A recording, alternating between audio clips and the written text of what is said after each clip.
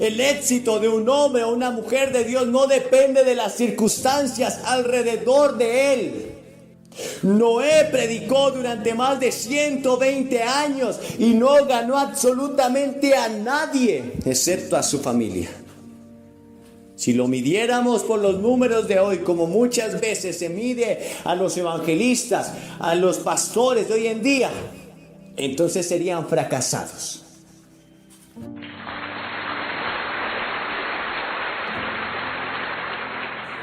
El primer libro de Reyes, el capítulo 19 y el verso 1 hasta el verso 7. Y Acab dio a Jezabel la nueva de todo lo que Elías había hecho y de cómo había matado a espada a todos los profetas. Entonces envió Jezabel a Elías un mensajero diciendo: así me hagan los dioses y aún me añadan, si mañana a estas horas yo no he puesto tu persona como la de uno de ellos. Viendo pues el peligro, se levantó y se fue para salvar su vida. Y vino a Beerseba, que está en Judá, y dejó allí a su criado. Y él se fue por el desierto un día de camino, y vino y se sentó debajo de un enebro, y deseando morirse dijo: basta ya, oh Jehová, quítame la vida, pues no soy yo mejor que mis padres.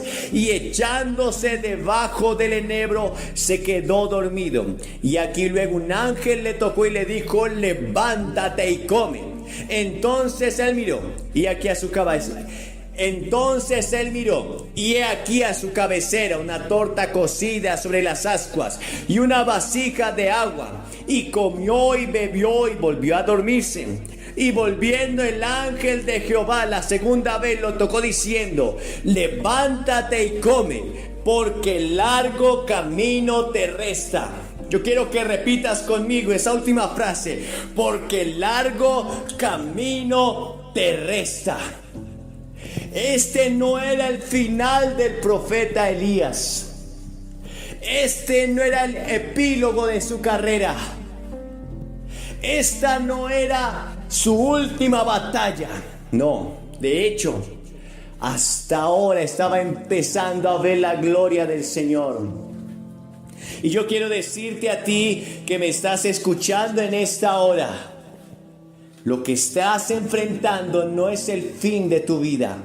La crisis, la circunstancia, la angustia, el dolor, la prueba que estás enfrentando no es el final de tu carrera. De ese lugar de sombra, de muerte y de oscuridad, de ese lugar de desesperación saldrás y verás la gloria del Señor. Hoy vamos a hablar de la crisis emocional de Elías. Elías, un hombre icónico en la Biblia, un profeta de Dios como ningún otro, singular, un hombre que vio la gloria de Dios en toda su magnitud, pero que también atravesó el valle de la sombra y de la muerte, un hombre que llegó a tener mucho éxito en su vida ministerial, un hombre que disfrutó y saboreó la victoria, pero un hombre que también sintió el fracaso, sintió el dolor, vivió la angustia en su propia alma. La Biblia, la palabra de Dios, es tan eficaz hoy y es atemporal, porque siempre habla a las necesidades humanas. Lo mismo que afectó a Elías hoy está afectando a miles de personas. La depresión. Y hoy vamos a ver cómo el gran hombre de Dios, cómo el gran ungido del Señor llegó a ese lugar de desesperación, de angustia y de dolor. Y esto nos va a dar luces para saber cómo tú estás afrontando las circunstancias y las pruebas en tu vida. Y si quizás tú te sientes identificado hoy, quizás estás enfrentando una angustia, una desesperación, una depresión en tu vida, una melancolía. Quizás hoy puedas entender que Dios no quiere que tú estés en ese lugar. Dios quiere liberarte y sanarte. Él dice en su palabra: amado, yo deseo que tú seas prosperado en todas las cosas y que tengas salud, así como prospera tu alma. Eso no significa que tú y yo no vayamos a enfrentar crisis, no vayamos a enfrentar pruebas, no vayamos a enfrentar circunstancias adversas. Por el contrario, la Biblia dice que muchas son las aflicciones del justo, muchas, pero de todas ellas lo librará el Señor. Elías, el gran hombre de Dios, un hombre que fue utilizado con gran poder por el Señor, un hombre que vio resucitar muertos, un hombre que vio descender fuego del cielo a sus oraciones, un hombre que tuvo la capacidad de orar y de tener la lluvia de sobre los cielos, pero un hombre que también enfrentó el dolor y el fracaso en su vida, con las mismas debilidades, con las mismas tentaciones, con las mismas angustias. A diferencia de Jesús, quien no sucumbió ante la prueba, que no fracasó ante la tentación, que no se debilitó ante las circunstancias difíciles, que no pecó, Elías sí cayó en ese pozo de desesperación. Pero ese no fue el final de Elías. Hoy vamos a ver qué fue lo que llevó a Elías a entrar en esa depresión, en esa crisis emocional, porque Elías es el profeta de las crisis. Elías no solamente enfrentó la crisis emocional en su vida, sino que enfrentó la crisis espiritual, pues en aquel tiempo la nación de Israel estaba tan perdida que no sabían si el Dios verdadero era Baal o era Jehová. No tenían la capacidad de discernir la verdadera religión. Y fue en ese tiempo que apareció este hombre, este gran hombre de Dios, que podríamos llamar en nuestros días un excéntrico, un hombre que vestía con una piel de camello y un cinturón de cuero en su cintura, un escarpado hijo del desierto. Pero Elías también afrontó la crisis económica de la necesidad, pues durante su tiempo no llovió. Y acuérdense en que en Israel se cultivaba la tierra, se sembraba trigo, se sembraba cebada, pero también era un pueblo ganadero. Pero aún en esa crisis de sequía se acabó todo. Así que Elías también afrontó la crisis económica. Pero Elías también afrontó la crisis familiar, pues cuando fue acogido por esa viuda y por fin tuvo un hogar, el hijo de esa viuda murió y hubo dolor y hubo angustia. Elías es el profeta de las crisis, pero en medio de esas circunstancias siempre Dios actuó a favor de Elías. Y a pesar de que un día Elías estaba sumido en su más grande derrota y fracaso, no por eso dejó de ser llamado el profeta de Dios.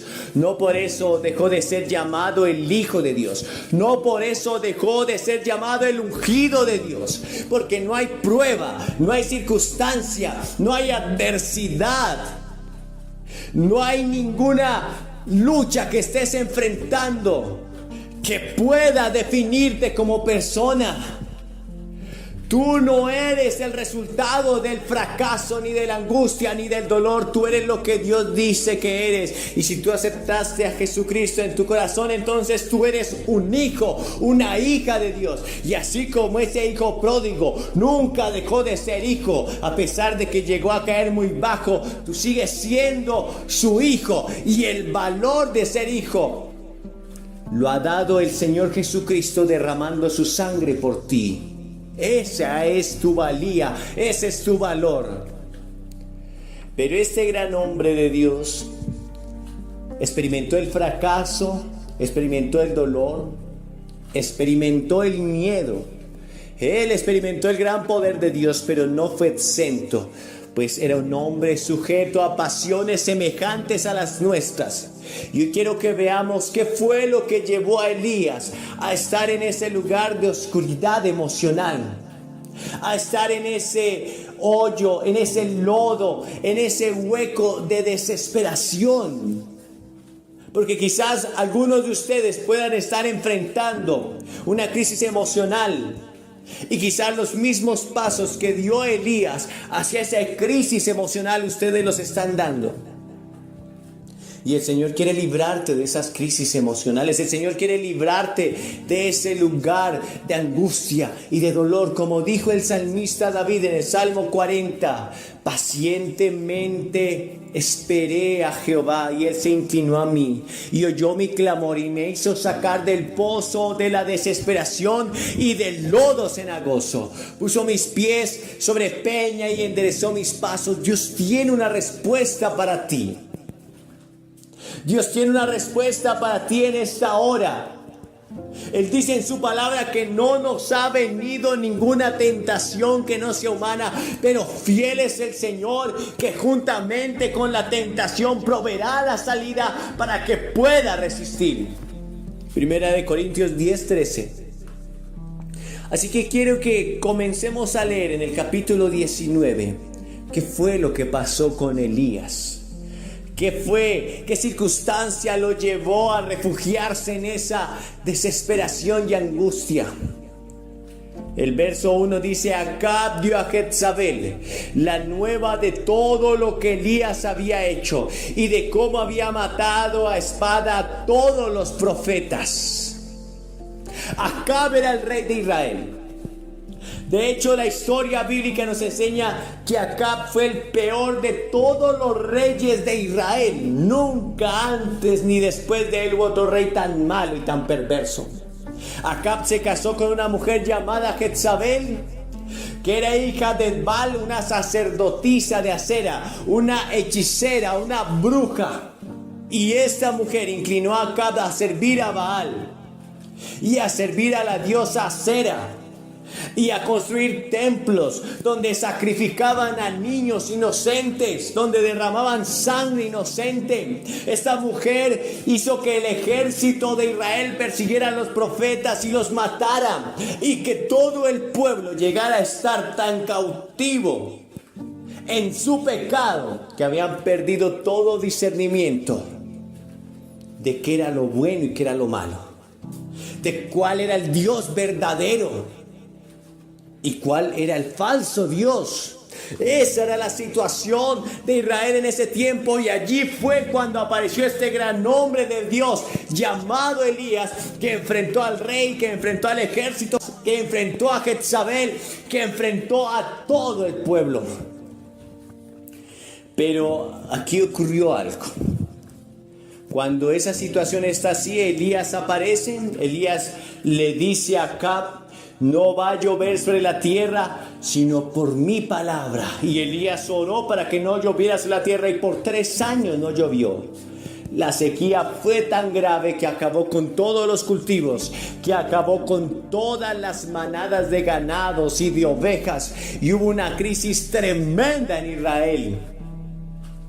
Finalmente, cuando reaparece Elías le propone un reto a Acab. Le dice: subamos al monte Carmelo, construyamos 2 altares, pongamos allí la leña, pongamos allí los becerros para el sacrificio, pero no vamos a poner fuego, vamos a clamar.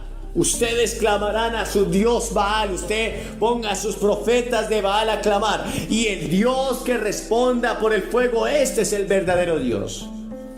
Acab aceptó el reto. Así que Acab reunió a los profetas de Baal 450, a los profetas de Acera 450, y a todo el pueblo en el monte Carmelo para el gran desafío. Y comenzaron desde la mañana, desde la hora primera hasta la hora 9 de la tarde, a clamar a su Dios. Y gritaban frenéticamente, y se cortaban las manos y chorreaban sangre. Y había una histeria colectiva clamando a Baal, pero no había Dios que respondiera. Entonces Elías comenzó a burlarse de ellos y se reía. Quizás Baal está dormido o está meditando. Y nada ocurrió. pues los dioses del mundo son vanidad. No hay Dios, dijo Jehová, solo Jehová es el Señor. Entonces, a las 3 de la tarde ellos dejaron de clamar, se rindieron, pues no había Dios que respondiese. Y Elías reconstruyó el altar de Jehová que estaba destruido y en ruinas. Puso la leña luego sobre el altar. Después puso el becerro muerto sobre ese altar.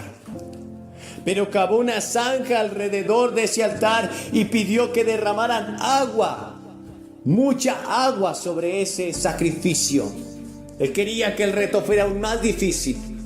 Y Elías se postra ante el Señor en presencia de todo el pueblo, de los falsos profetas, del rey Acab. Dice, postra ante el Señor Jehová de los ejércitos y dice, Señor, que hoy todo el pueblo de Israel pueda ver que yo soy tu profeta y que por tu palabra he hecho todo esto, que tú puedas volver el corazón de los hijos de Israel hacia ti.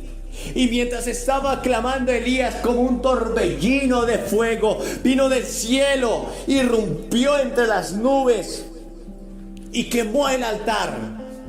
Y todo el pueblo gritó, solo Jehová es Dios, solo Jehová es Dios, solo Jehová es Dios.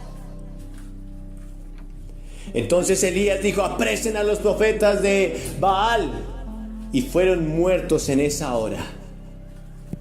Y todo el pueblo estaba feliz, pues habían visto el gran poder de Dios. Pero en el verso 2 del primer libro de Reyes 19 vemos qué fue lo que pasó con toda esta nación. Entonces envió Jezabel a Elías un mensajero diciendo, Elías creía que después de ver este milagro, porque luego que Elías ora por fuego, Elías también sube a la cumbre del monte Carmelo y ora por lluvia. Y aunque no había llovido sobre la tierra por más de 3 años, Elías ora y viene la lluvia como nunca antes había llovido en Israel. 2 milagros en presencia de todo el pueblo. Elías esperaba que toda esta gente se volviera al Señor y ocurriera un gran avivamiento, y esta mujer Jezabel, la bruja, la hechicera, dejara de ser bruja y se convirtiera al Señor, pero nada de eso iba a pasar. Elías tenía unas expectativas distintas a la realidad, y ese es el primer punto de por qué Elías cayó en esa depresión, en esa angustia, en esa crisis emocional, porque sus expectativas no fueron llenadas. Elías esperaba ver después de ese gran y tremendo poder de Dios delante de todo el mundo, después de que Dios mostrara su poder al pueblo, Elías esperaba ver un gran avivamiento, un resurgir espiritual, que los templos de Baal y de Acera fueran destruidos, que la gente dejara de sacrificar niños, que el pueblo se volviera a Dios. Pero nada de eso ocurrió. Así que Jezabel envía un mensajero a Elías diciendo en el verso 2: así me hagan los dioses y aún me añadan, si mañana a estas horas yo no he puesto tu persona como la de uno de ellos. Y quizás Elías estaba esperando, cuando vio ese mensajero, que la carta que traía el mensajero dijera: soy la reina Jezabel y estoy arrepentida de haber pecado contra Jehová tu Dios, y quiero que tú ores por mí, y quiero que instituyamos el culto solamente al Dios verdadero, a Jehová. Pero eso no ocurrió y no iba a pasar. A pesar de que esta gente vio el gran poder de Dios, no se volvieron al Señor. Exactamente lo mismo que pasó con el pueblo de Israel que salió de Egipto. A pesar de que vieron que el mar rojo se abrió ante sus propios ojos, a pesar de que vieron llover el maná del cielo y la cumbre del monte Sinaí arder con poder, esta gente adoró a un becerro de oro. Así que Elías sintió que había fallado. Elías sintió que quizás no era el gran hombre de Dios como antes se veía. Elías quizás pensó que su ministerio era un fracaso. Durante 3 años no había ganado absolutamente a nadie. Muchos pastores se sienten tristes porque llevan años y su iglesia solo quizás tiene 30 personas. Bueno, Elías 3 años predicando y no había ganado absolutamente a nadie. Elías ministrando milagros y nadie se había vuelto al Señor. Sus expectativas no habían sido llenadas. No podemos medir el éxito de un hombre o de una mujer de Dios a través de los números o de la asistencia a la iglesia o de ver testimonios de gente arrepentida. No. Elías estaba en el centro de la voluntad de Dios, y cuando una persona está en el centro de la voluntad de Dios es exitosa. Así se encuentra en un horno de fuego como Ananías, Misael y Azarías. Así se encuentra en el foso de los leones como Daniel. Así se encuentra en la cárcel como José. El éxito de un hombre o una mujer de Dios no depende de las circunstancias alrededor de él. Noé predicó durante más de 120 años y no ganó absolutamente a nadie, excepto a su familia. Si lo midiéramos por los números de hoy, como muchas veces se mide a los evangelistas, a los pastores de hoy en día, entonces serían fracasados.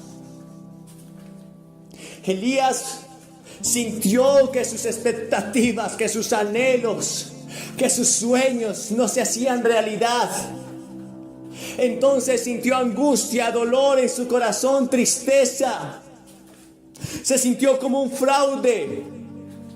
Sintió que Dios le había fallado. Y yo quiero que tú pienses en esto.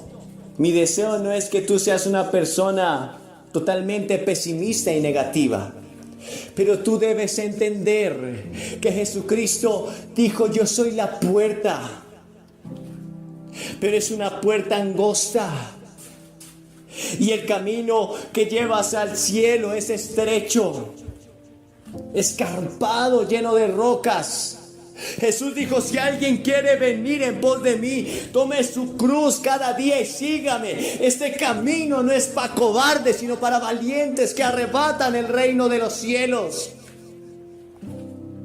Jesús jamás dijo que no ibas a pasar por el dolor. Por el contrario, Él dijo en Juan 16:33: en el mundo tendréis aflicción, pero confíen, yo he vencido al mundo. Quizás hoy te sientes un fracaso porque esperabas que a esta edad quizás estar jubilado, quizás tu economía estar mejor, quizás tu familia ser una familia ejemplar y de testimonio. De lo único que puedes estar seguro es que si tú has hecho la voluntad de Dios, no importa cómo te sientas, no importa cómo te veas, no importa cómo la gente esté mirándote a ti, hablando de ti, si tú has hecho lo que Dios te dijo que hicieras, aunque estés viviendo en un desierto, eres una persona bendecida y exitosa para Dios, porque el éxito en la vida de una mujer y un hombre de Dios no depende de sus circunstancias alrededor, depende de que hagan su voluntad, aunque eso les cueste la vida. Las expectativas de Elías no fueron llenas y esto lo llevó a adentrarse en una crisis emocional. Pero tú debes entender que es que el evangelio que se predica hoy en día es un evangelio barato, un evangelio de compra y venta. Pero no es el evangelio verdadero, porque la buena noticia no depende de las cosas que Dios te va a dar cuando vengas a Cristo. No es que Él te va a dar muchas cosas materiales, no. La buena noticia es que Cristo murió por ti, por tus pecados, que has pasado de muerte a vida, que tus pecados son perdonados y que Él está preparando una morada eterna y celestial. La buena noticia es que antes Dios te veía como un pecador, como lo más vil y menospreciado de la tierra, pero ahora te ve como su hijo. Y aunque Dios desea que tú seas prosperado en todas las cosas, Él también dice que vas a ser probado. Que así como el fuego se prueba con oro, vuestra fe debe ser probada. y aún resistir hasta las lágrimas. Hoy es tiempo de que tú y yo pongamos nuestros ojos en Jesús, el autor y consumador de la salvación. Si te ofrecieron un evangelio distinto al que Jesús te ofrece, un evangelio de negarte a ti mismo, un evangelio de soportar las pruebas con valentía, un evangelio de gozarte en medio de la prueba y de la crisis, entonces acepta el verdadero evangelio que Él te ofrece hoy y podrás ser libre y gozarte. Lo segundo que llevó a Elías a entrar en esa depresión y en esa angustia, en esa crisis emocional, lo encontramos en el verso 3. Viendo pues el peligro, se levantó y se fue para salvar su vida. Escuchen esto. Una amenaza. Y fue la amenaza de una mujer, y ni siquiera ella vino en persona, envió un mensajero. Hizo que Elías viera un gran peligro para su vida. Pero esperen un momento. Solo unas horas atrás Elías había enfrentado a un rey, había enfrentado a un ejército, había enfrentado a más de 800 profetas, se había puesto ante todo un pueblo, el pueblo de Israel, y no tuvo miedo. Pero aquí Elías, a una carta, a un mensajero, Elías vio un gran peligro para su vida. Lo segundo que llevó a Elías a entrar en esa crisis emocional fue exagerar lo malo en su vida.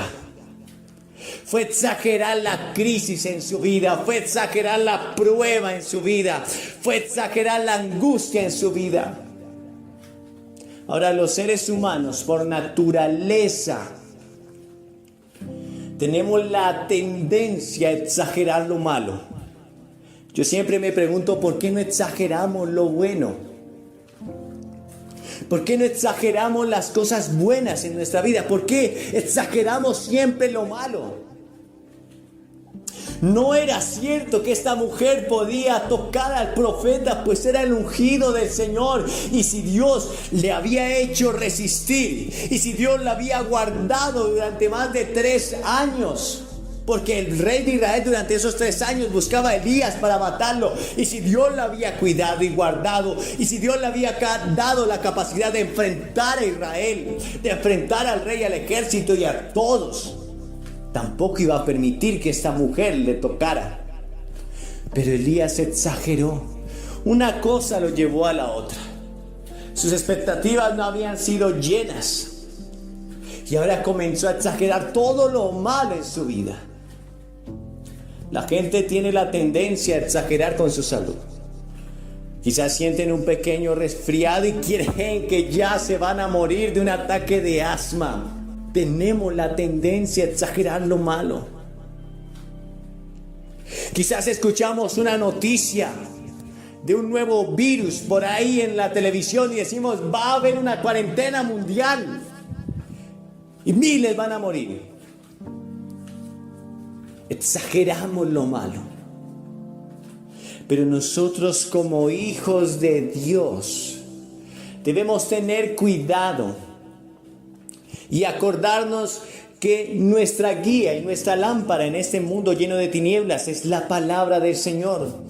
Y dice en el Salmo 119 y verso 105, lámpara es a mis pies tu palabra y lumbrera mi camino. No podemos caminar simplemente con nuestros ojos naturales. Debemos discernir más allá a través de la Biblia. El mundo puede enfrentar muchas crisis, y la Biblia dice en Isaías 66 que aunque tinieblas cubran la tierra, sobre nosotros va a amanecer Jehová y sobre nosotros será vista su gloria. Los hijos de Dios debemos mirar con los ojos del Señor. Cuando Jairo le pidió a Jesús que viniera a orar por su hija que estaba a punto de fallecer, vinieron otros de su misma casa y le dijeron a Jairo, no molestes más al maestro, pues tu hija ya ha muerto. Y Jesús le dijo: no temas, ella no está muerta, solo duerme.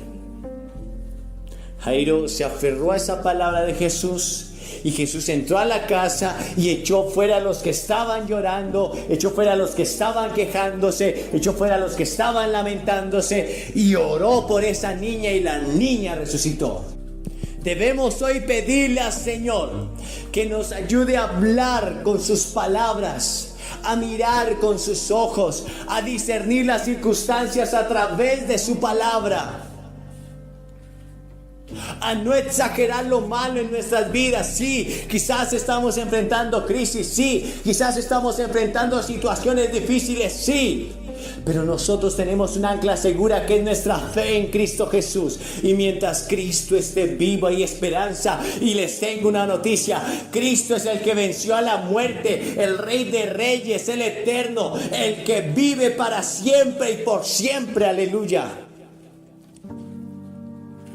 Así que nosotros hoy debemos tener la capacidad de discernir y actuar como Dios quiere que actuemos en medio de las circunstancias. Quizás tú estás mirando a tus hijos y estás exagerando su conducta.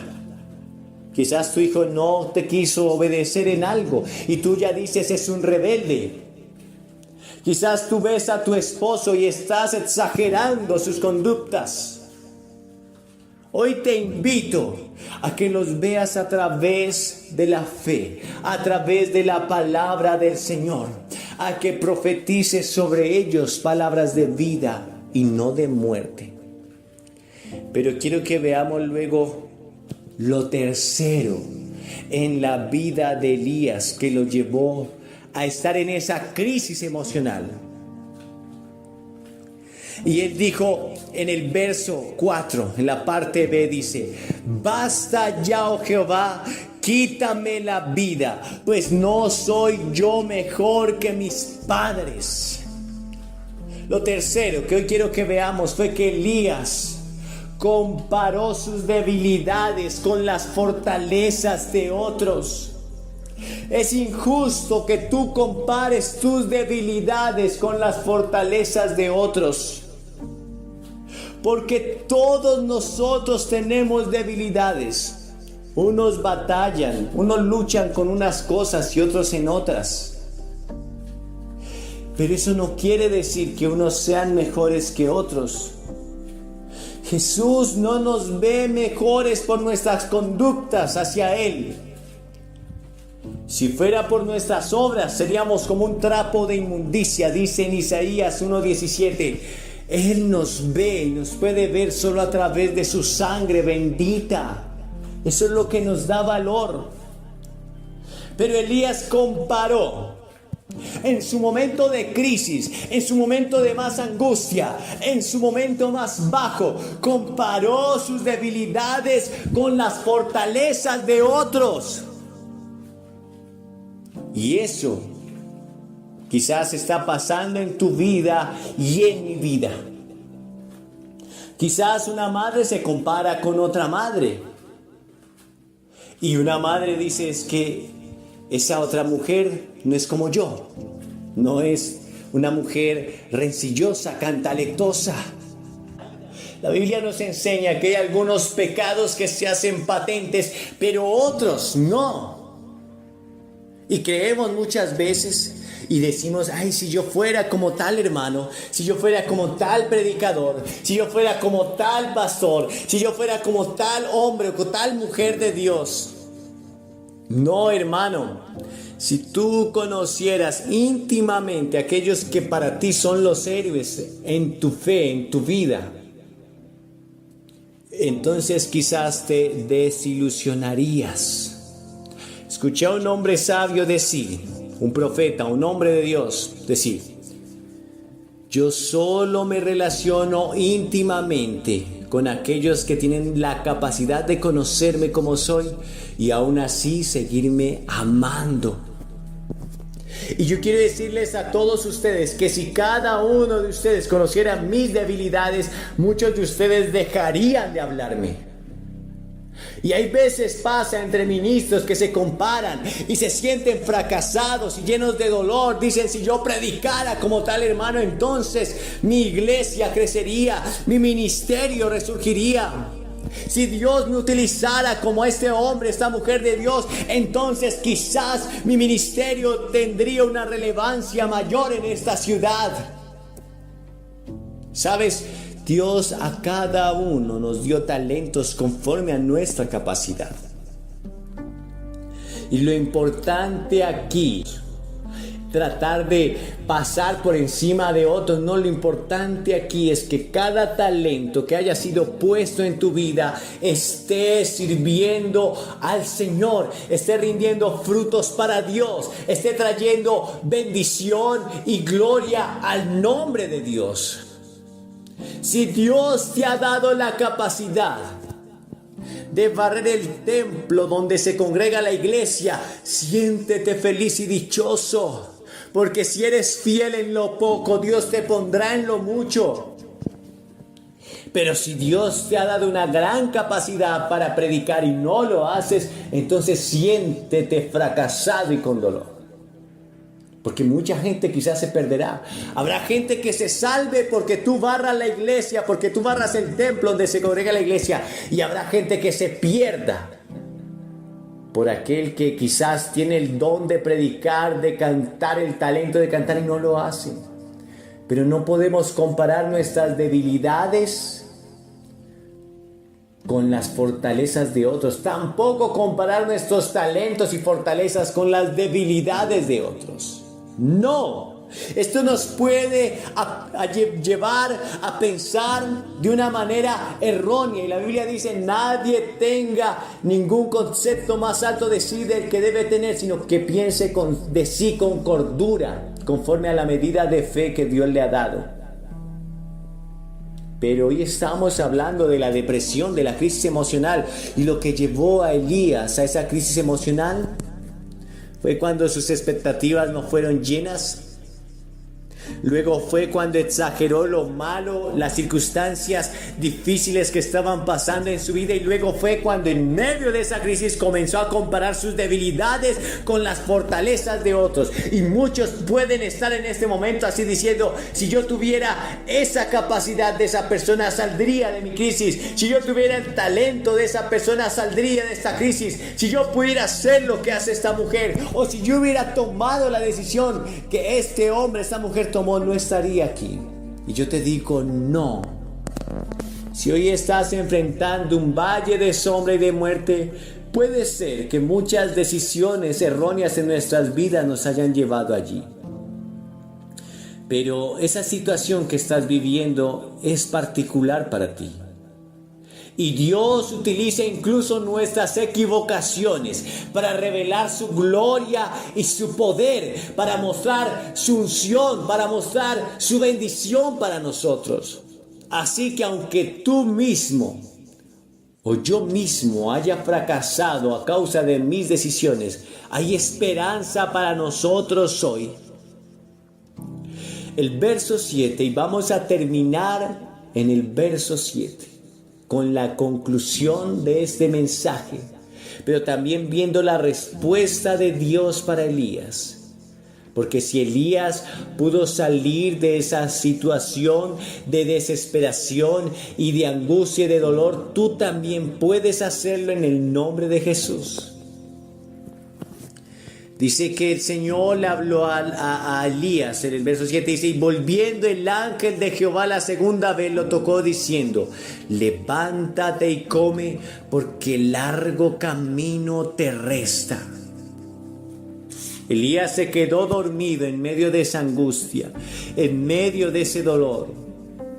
Y hay ocasiones donde parece que todo va a seguir así, es decir, hubo una resignación en la vida de Elías. Y hay personas que se resignan a vivir en medio de la tristeza y de la angustia y del dolor. Pero fue allí cuando Dios envió un ángel a fortalecer a Elías. Un ángel que le había llevado una torta, un ángel que le había llevado agua, que le había llevado comida. Y Elías comió y se durmió de nuevo. Pero luego el ángel lo volvió a levantar y le volvió a dar comida. Y le dijo: levántate, porque largo camino te resta. Elías, luego de esta situación, dice que caminó 40 días y 40 noches hasta Horeb, monte de Dios. Allí se metió en una cueva. Y fue allí cuando Dios aparece de nuevo en la vida de Elías para sacarlo de esa situación. Elías estaba en esa cueva cuando de repente él oyó como un fuego abrasador venía y rompía las peñas. Pero dice la palabra de Dios que Jehová no estaba en el fuego. Luego del fuego vino un viento borrascoso que quebraba todo a su alrededor. Un gran viento fuerte y poderoso. Pero Dios no estaba en el fuego. Luego del fuego un terremoto que desbarataba todo a su alrededor. Pero Dios no estaba en el terremoto. Y después de eso, un silbo apacible y delicado. Cuando Elías oyó aquel silbo apacible y delicado, él salió de la cueva y se postró con el rostro a tierra, cubriendo su rostro, porque sabía que Dios estaba allí, que Jehová estaba en el silbo apacible. Dios le dice a Elías: Elías, ¿qué haces aquí?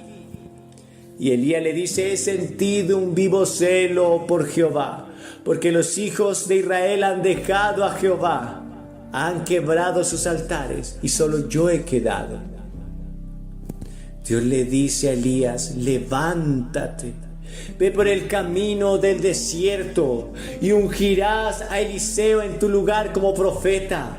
Ungirás a Jeúl para que él sea el nuevo rey de Israel, y ungirás a Hazael para que él sea el rey de Siria. Elías, todavía no he terminado contigo.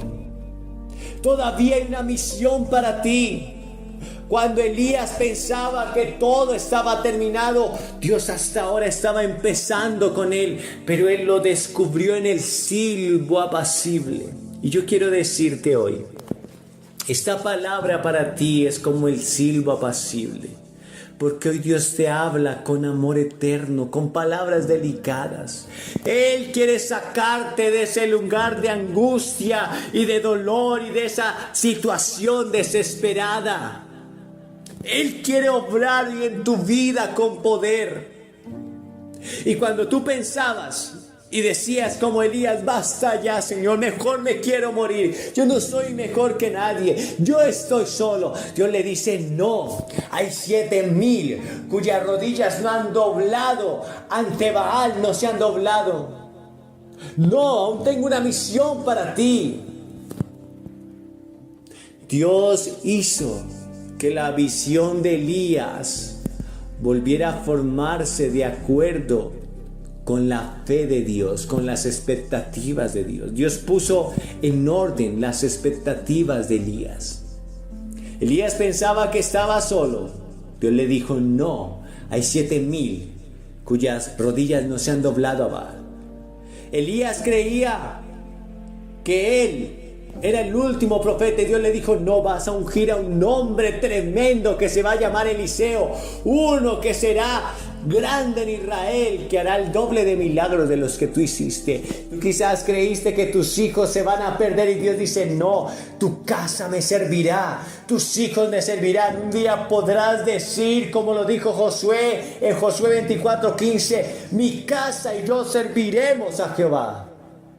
Tú quizás pensaste que no había nada que hacer contigo, y Dios dice: no, aún tengo cosas preciosas para ti.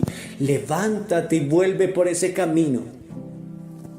Y quizás tú tienes que hoy discernir cuál fue el camino que te llevó a esa depresión. Quizás, al igual que Elías, hoy sientes que tus sueños se desmoronaron, tus expectativas no fueron llenas. Quizás, al igual que Elías, exageraste las cosas malas en tu vida. Quizás, al igual que Elías, tú necesitas volver a creer en lo que Dios te ha dado y no comparar tus debilidades con las fortalezas de otros. Pero si eso ha pasado contigo, Hoy te digo, tienes esperanza en Dios, porque Dios sacó a Elías de ese lugar de desesperación, de ese lugar de angustia, y Elías, el gran hombre de Dios, aquel que había sido ungido, aquel que había visto descender fuego del cielo, aún vería descender fuego del cielo por sus oraciones. Aquel Elías aún vería a hombres de Dios ser transformados por su palabra. Elías aún iba a ver que se iban a levantar algo llamado escuela de profetas. Elías aún iba a ver que Dios iba a levantar a un rey llamado Jehú, que iba a acabar con todo el culto idolátrico e iba a vengar la sangre de los profetas matando a Jezabel. Yo quiero decirte, tú, al igual que Elías, aún verás las cosas poderosas en tu vida. Si un día Dios manifestó su poder en tu vida, lo volverás a ver con tanto poder que te gozarás. Volverás a ver la gloria del Señor en tu vida. No es el final para ti, como el ángel le dijo a Elías en el verso 7. Largo camino te resta, largo camino te resta en el nombre de Jesús. Y este es el versículo más triste de toda la Biblia. El versículo más trágico de la historia de la Biblia. Es el versículo más triste que cualquier persona pueda leer y que pueda entender que esto le podría pasar a usted y me podría pasar a mí. En Jueces 16:20. Y quiero leer la parte B de este versículo. Dice: esta vez saldré como las otras y me escaparé.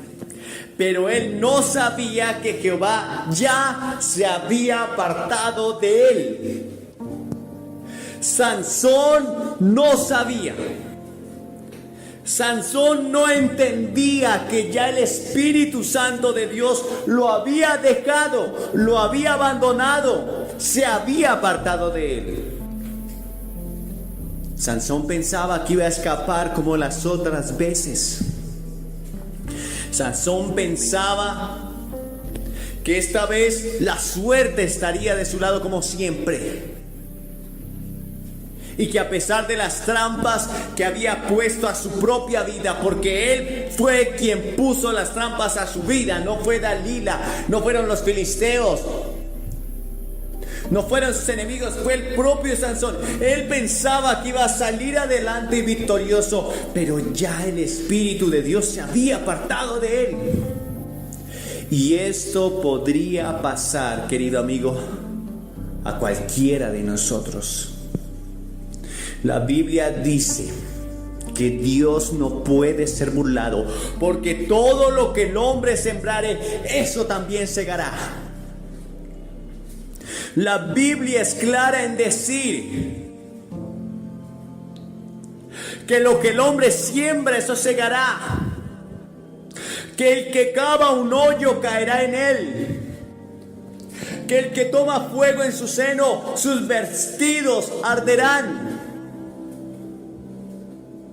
Hay un dicho popular que dice que el que escupe para lo alto, en su cara le cae. Y Sansón puso trampas a su alma.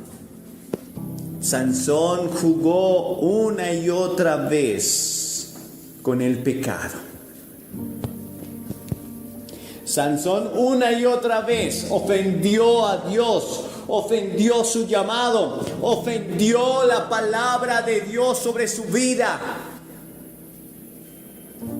Pero ten cuidado, Sansón, tus pecados te alcanzarán. Y finalmente eso sucedió con Sansón. Una y otra vez Sansón escapaba de las trampas que había puesto a su alma, hasta que un día el Espíritu de Dios se apartó de él. Y yo quiero hablarte a ti, querido joven, a ti, querida mujer, a ti, querido hombre, a ti, querido padre, a ti, querida madre, a ti, querido siervo, que estás jugando con el pecado y has salido y aparentemente no has sufrido ningún daño. Y piensas que por eso podrás seguir adelante y ya estás pensando la próxima vez que volverás a pecar, pero esa puede ser la última vez. La última vez que pongas trampas a tu alma. La última vez que escapes. Por eso el Señor dice: prepárate para venir al encuentro con tu Dios. Tú deberías estar preparado para morir, porque tú no sabes el día en que vas a morir. Conoces la fecha de tu nacimiento. Conoces exactamente el día en que naciste, pero no sabrás el día en que morirás. Podría ser esta noche. Podría ser mañana en la mañana. Podría ser mientras estás pecando. ¿Y qué pasaría si la muerte te sorprende y no estás arrepentido de tus delitos y pecados? Sansón creía que él se saldría con la suya siempre. Dios había ordenado a Sansón ciertos votos que guardaban su nazareato, su consagración para con Dios. Sansón había sido escogido desde el vientre de su madre para servir al Señor. Y sabes una cosa, todos los que hemos nacido de nuevo en Cristo Jesús fuimos escogidos para guardar su palabra, para vivir en santidad, para andar delante de Él. Somos un pueblo santo, apartado, escogido. Al igual que el Sansón, tú y yo fuimos escogidos para servir al Señor. Y Sansón tenía 3 señales de su nazareato, de su elección hacia Dios y a su servicio. Primero, él nunca tenía que pasar navaja sobre su cuerpo. Su cabello nunca debería ser cortado. Su barba nunca debería ser cortada. Eso simbolizaba consagración para con Dios. Luego, él jamás podía beber ningún fruto proveniente de la uva.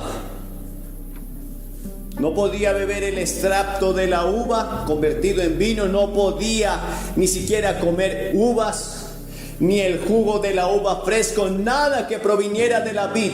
No podía beber vino, porque su cuerpo era templo del Espíritu Santo, porque había sido consagrado como tú eres consagrado. Y tercero, él no podía acercarse ni tocar un cuerpo muerto. Eran 3 mandatos aparentemente sencillos,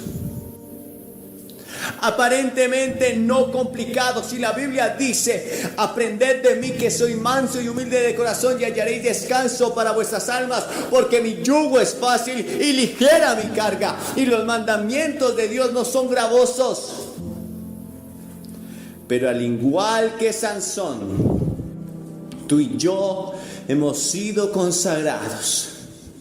Estas 3 cosas simbolizaban la consagración de Sansón para Dios, de vivir una vida santa y apartada, mucho más sirviendo al Señor. Pero Sansón fue rompiendo sus votos, sus señales de consagración, uno a uno. Lo primero que él hizo fue embriagarse. Él era un joven sensual, un joven que le gustaba andar de fiesta en fiesta, que le gustaba andar de parranda en parranda, que le gustaba divertirse con sus amigos. Un joven que vivía en disolución. Y la Biblia dice en Efesios capítulo 4: no se embriaguen con vino, en lo cual hay disolución, antes bien sean llenos del Espíritu. Bien, Sansón no respetó ese mandamiento. Sansón constantemente se embriagaba y en medio de esas pasiones desordenadas en su lujuria, también hacía apuestas y se juntaba con mujeres, lo cual no le estaba permitido. Eso era lo que hacía Sansón. Pero ten cuidado, Sansón, tus pecados te alcanzarán. Ahora, podría reemplazar el nombre de Sansón por cualquier nombre: Pedro, Juan, Antonio, José, Jorge. Ten cuidado, tus pecados te alcanzarán si no te arrepientes. Hay una medida, hay un punto, hay un lugar donde la paciencia de Dios se acaba. No sé cuál, nadie lo sabe. Dios es lento para la ira y grande en misericordia, pero hay un lugar, hay un punto donde la ira de Dios viene, donde la paciencia de Dios acaba. Y Él te ha dado oportunidades una y otra vez, pero sigues jugando, sigues deleitándote en el pecado. Pero tus pecados te alcanzarán, Sansón. Sansón tomó mujeres de los filisteos, lo cual no le era permitido. El Señor había dicho claramente: no se unan en yugo desigual con las naciones de otros pueblos, con las gentes de otros pueblos. Sansón no hizo caso. A él le gustaba embriagarse y estaba rompiendo sus votos con el Señor. Luego Sansón dice que fue a visitar a una hija de los filisteos, una joven de la que él estaba enamorado. Y mientras él iba hacia ese lugar, le salió un león rugiendo a devorarlo. Y Sansón lo despedazó con sus manos como si fuera un corderito y lo mató. Sansón siguió su camino y visitó a esta mujer en Timnac, ciudad de los filisteos. Luego, pasado el tiempo, fue a traer a sus padres para que conocieran a su novia con la cual se iba a casar. Pero Sansón se apartó del camino, dejó a sus padres en el camino, se apartó del camino y fue a ver a ese león que le había matado. Y lo encontró muerto. Y dentro de ese león había un panal de miel. Y Sansón tomó del cuerpo de este león el panal de miel y comió miel. Y también le dio a sus padres. Tocó un cadáver.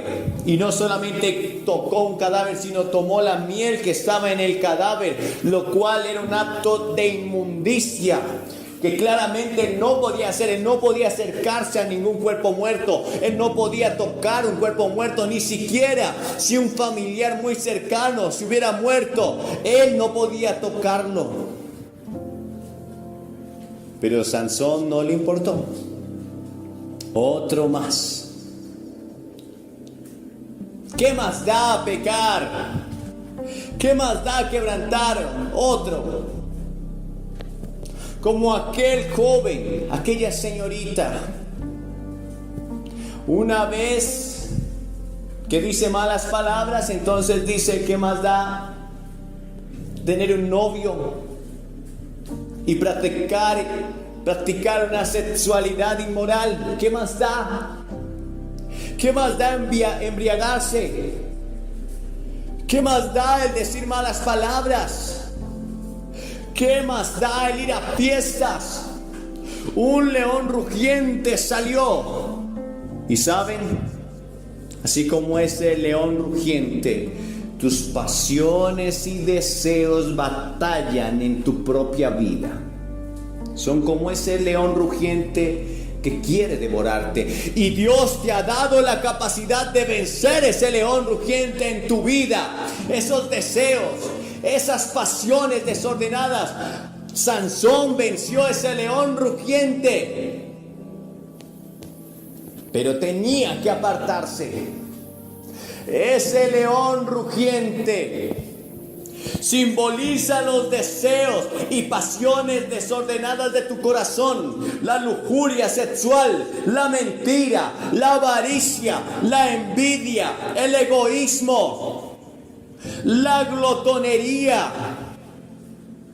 Eso simboliza ese león rugiente al cual Sansón derrotó como si fuera un corderito.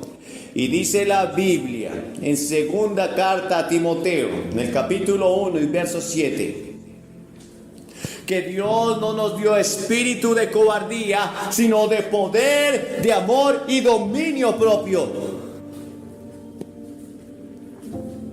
Y también dice la Biblia en la primera carta de los Corintios, en el capítulo 10 y el verso 33, no te ha venido ninguna tentación que no sea humana, pero fiel es Dios que no dejará que caigas en la tentación sin darte y proveerte una salida.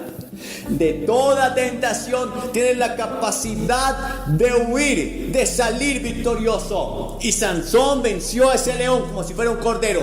Cada joven que está escuchando este mensaje tiene la capacidad de vencer y salir victorioso.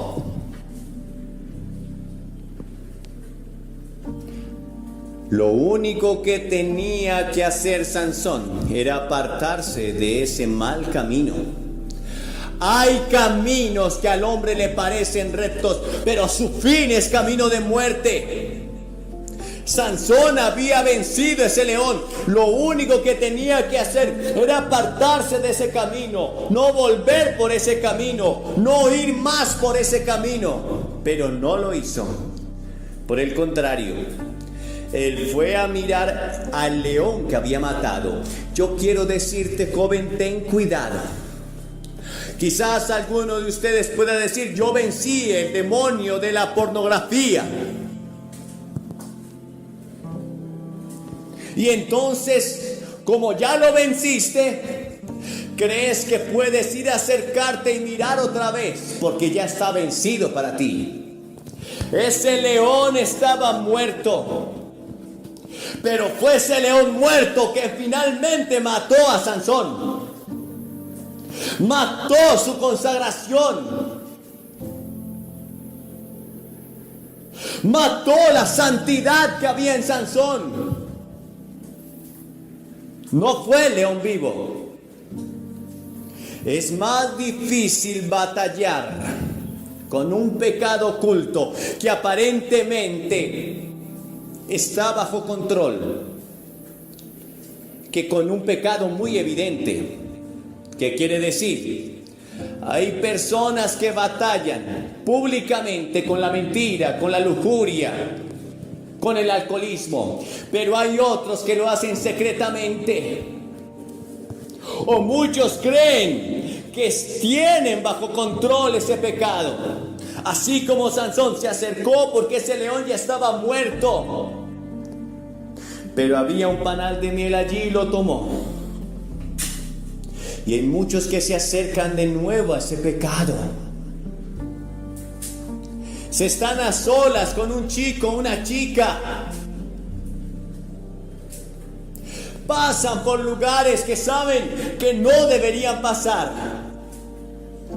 Una vez vencieron la pornografía, vuelven otra vez allí. Y dicen, esta vez solo quiero mirar, pero todo está bajo control. No, volverás a ser esclavizado. Ese pecado te matará. Fue un león muerto quien trajo muerte a la vida de Sansón, no fue un león vivo. Dios te ha dado la capacidad de vencer el pecado. Si no fuera así, entonces Él no podría juzgarte. La Biblia dice, si confesamos nuestros pecados, Él es fiel y justo para perdonarnos. pero debes apartarte.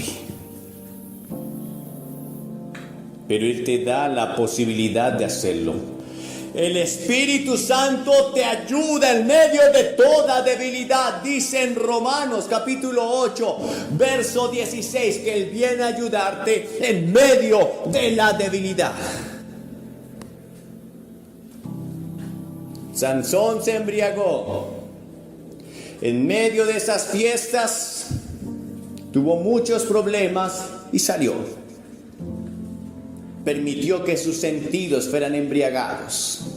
Por filosofías podríamos decir que hoy los jóvenes están siendo embriagados. Por ideologías. Mirad bien cómo veis y cómo oís, dijo el Señor. ¿Cómo vas a mirar una palabra? Examinadla, dijo el Señor. Lo segundo, Sansón sacó miel de ese cuerpo muerto. Pero lo tercero, ya había quebrantado esos 2 primeros votos: el tomar vino, el tocar cuerpos muertos. Ahora solo faltaba su cabello, el último símbolo de su consagración a Dios. ¿Saben? Hay muchos de los que están hoy aquí que saben que ya han fallado en muchas áreas en su vida, pero todavía hay esperanza para ellos. Es porque están aquí. Es porque aún estás escuchando la palabra de Dios. Quizás viniste a este lugar porque querías escuchar palabra de Dios y salir de ese pecado. O quizás estás escuchando en la radio o en cualquier medio esta palabra. Eso simboliza tu consagración. Eso es como el cabello de Sansón. Lo último que tenía Sansón en su propio cuerpo como símbolo de su consagración era su cabello. Nada más y nada menos que su cabello. Eso era todo. Su cabello. Ese era su último símbolo de consagración. Y quizás el último símbolo de consagración que tú tienes en tu propia vida es que aún estás escuchando el mensaje de la palabra de Dios. Que a pesar de que has perdido muchas cosas en tu vida, de que has fallado en muchas cosas en tu vida, aún estás deseoso de escuchar la palabra de Dios. Pero ten cuidado. Ten cuidado. El Señor escribió en el libro de Apocalipsis a aquella iglesia de Sardis y le dijo: tú tienes nombre de que vives, pero estás muerto. Yo te aconsejo que tengas cuidado de aquellas cosas que están por morir, que te arrepientas. No pienses que por el hecho de venir a la iglesia saldrás victorioso simplemente por ese hecho. Debes arrepentirte. Gracias a Dios que estás escuchando la palabra, pero te puede pasar lo de Sansón. Sansón estaba confiando que aún su cabello estaba creciendo en su vida. Era su símbolo de consagración. Pero poco a poco fue jugando. Se enamoró de Dalila. Y Dalila a su vez se había vendido a los filisteos. Los filisteos le habían ofrecido mucho dinero a cambio de la vida de Sansón. El trabajo de Dalila que le encomendaron los filisteos fue el descubrir de dónde Sansón provenían sus fuerzas. Entonces Dalila cada día venía a Sansón y le decía: revélame cuál es el secreto de tu fuerza. Y afligió el corazón de Sansón. Entonces Sansón comenzó poco a poco a revelarle el secreto. No fue inmediato. Le dijo: si ataren cuerdas nuevas a mi cabello y lo enterraran con una estaca en tierra, entonces yo perderé las fuerzas y seré como cualquier hombre. Dalila hizo que se durmiera en sus piernas. Le hizo trenzas a su cabello y lo amarró con una estaca, con cuerdas nuevas en tierra. Y cuando de repente Dalila gritó: los filisteos sobre ti, Sansón, Sansón arrancó la estaca. Y el Espíritu de Dios todavía estaba sobre él. Pero poco a poco comenzó a caer en el engaño de Satanás. No pienses que el pecado vendrá a ti de repente. Ha empezado un proceso en tu vida. No, una persona no cae en pecado. Una persona comienza a caminar hacia el pecado, hacia el pozo de la muerte.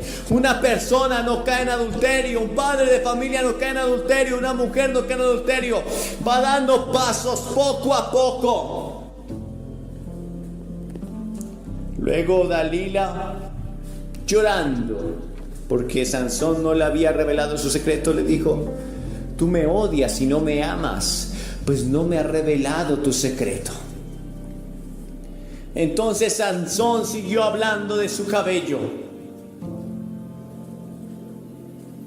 y le dijo: si tomaren juncos nuevos y amarraran mi cabello con esos juncos nuevos a un rodillo de telar, entonces perderé mi fuerza. Dalila hizo lo mismo, lo durmió, lo amarraron y otra vez gritó: Sansón, los filisteos sobre ti. Sansón rompió todas esas cuerdas, porque el Espíritu no lo había abandonado. Y el Espíritu de Dios no te ha abandonado. Si estás aquí esta noche, el Espíritu de Dios te está hablando y quiere tocar tu corazón. Si permites que Él obre en tu vida, aún puedes salir de esa estaca. Esas ataduras pueden ser rotas. Esas cadenas de pecado en tu vida pueden romperse. Pero ten cuidado, Sansón. Finalmente Sansón fue vencido, no por un ejército, no por un gigante armado, no por los más valientes filisteos. Fue vencido por Dalila, sus propios deseos. El peor enemigo que tienes eres tú mismo. Y Satanás sabe y conoce tus debilidades. Finalmente Sansón le dijo a Dalila: ¿sabes, Dalila? Nadie jamás ha pasado navaja sobre mi cabeza. Si me cortaran el pelo, entonces me convertiré como en cualquiera de los hombres, simples y comunes, sin fuerza.